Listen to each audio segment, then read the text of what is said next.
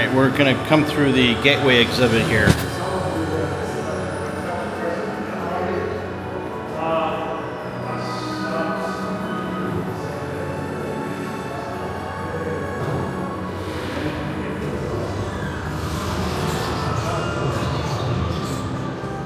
Alright, we have a little bit more time to go through this. Here's the Artemis Launch System, or SLS. We did not see this on the pad, and we may or may not come down to see this, period. Here, let me put my mic. Trying this again. This is the Gateway exhibit here. Now, this is the SLS, Space Launch System. 2 solid rocket boosters and the main capsule all the way up on the top up there. Similar to the Apollo program, this is also powered by the Space Shuttle engines. Let's take a look next. This is the Orion space capsule. This is mission flown. This is a test vehicle, but it definitely simulates the same thing. You can see different things about it. This Orion capsule flew on the test, launching from Cape Canaveral. It flew farther than any other human-related spacecraft that it's traveled. So this actually flew in space as a test module. Some different structures that are built into it. But this is what will be on Artemis 2 and all the future Artemis missions. Let's continue on. Looks like that this exhibit is currently closed.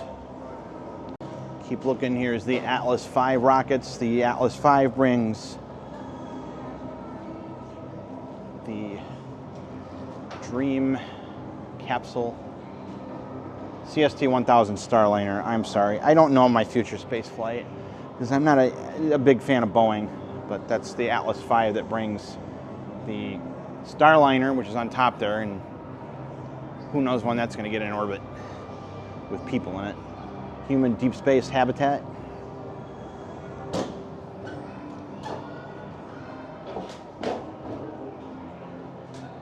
The space station.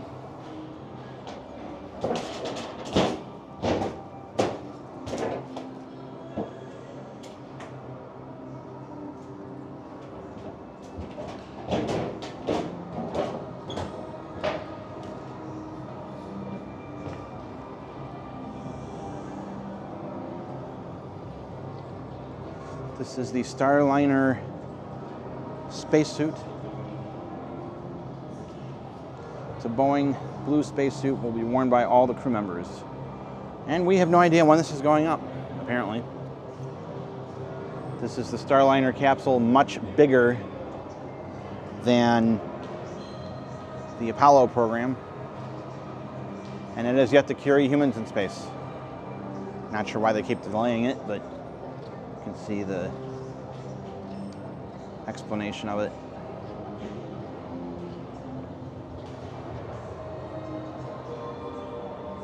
Anyway.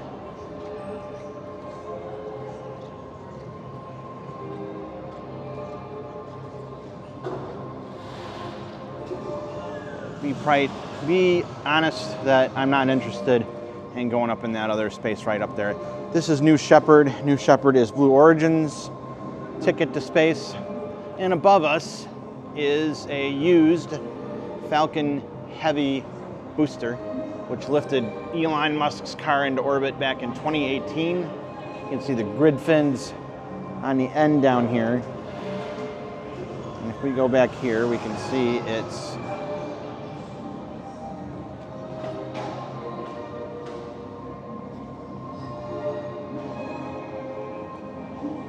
Merlin engines for boosting it into orbit. You can see all the charred debris from when it came back. Here's the interior of the Starliner capsule. And an overview of the entire complex here. So I haven't taken too many pictures because we were here a few months back and we took more.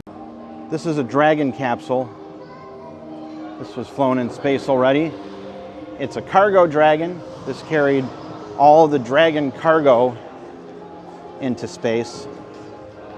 And this particular one was used in 2012 when it became the first commercial space to deliver cargo to and from the International Space Station. In December 2020, they redesigned the Cargo Dragon, and that's that. And this one was retired, so. But very cool to see that SpaceX donated this. There's one coming to the Museum of Science and Industry in Chicago. Hopefully in a few months it'll be unveiled and we can take a look. I mean, we don't have to see it, but pretty neat that this is actually used. But we saw earlier this, which was on the launch pad this morning, and still is apparently, but it didn't go up because they're still having issues with ground. There is a Falcon 9 going up tonight. We're not going to stay for it, but we'll definitely see it. So I think we're pretty much almost done. Here's another look at the Orion space capsule. Much bigger than Apollo, but still a similar design to it.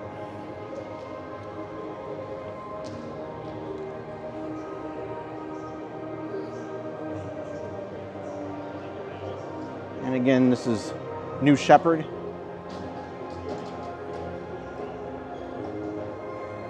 This is a virtual reality headset. I'm kind of glad we didn't do this. This gets suborbital, it doesn't actually get into orbit. But it's good to see that private space companies are making the trip. I believe this is an X-37B. This is the same type of spacecraft going up tonight with Project Artemis, with the Falcon Heavy tonight, and then this is Crew Dragon. Yep, confirmed, X-37B. This is in the cargo of the spacecraft tonight. So, and then finally, this is what the Crew Dragon looks like. But yeah, X-37B. Very neat to see. I think we're done here. Here's the SLS engine, again, based on the Space Shuttle engine.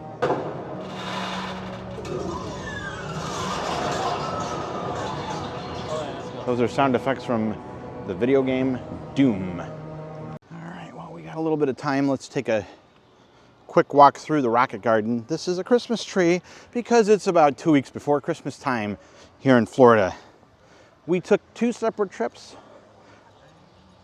LB went to Florida. LB went to Arizona. I went to Florida just to get some last-minute loose ends. I wanted to see a launch. We probably will see one tonight. I'm not staying for it. I'm not staying till 11 o'clock, but this is a Delta rocket. Probably what was going to be carrying Starliner into space. It's a Saturn 1B.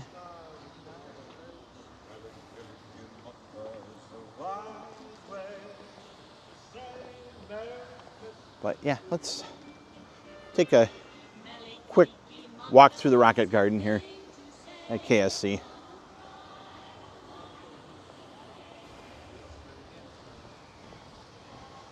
Definitely has changed quite a bit.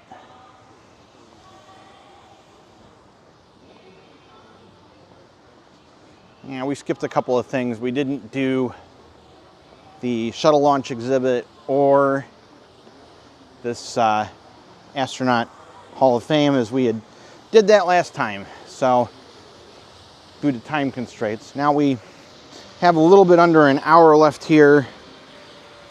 I think we're going to probably call it early. And we might drive over to Port Canaveral just to take a quick look around at things. Maybe see something at a SpaceX dock. Who knows? Here's a fountain here. I'm a big fan of fountains. I'm a sucker for them. And a main look at more of the rocket garden. here at KSC. Been a very eventful day. I'm glad to have seen 3 real rockets this morning. Too bad we won't see the Falcon Heavy tonight, which is okay with me. It's a Mercury Redstone rocket, but I think we've done enough. So we're gonna go over to Port Canaveral shortly and call it a day. Probably end up in Disney Springs for a few more things, and then we're done. So this is the Space Nerd, DJ, from Sexton Film, signing off from Kennedy Space Center. Don't forget to like, comment, and subscribe, and as always, stay tuned. Merry Christmas, everybody.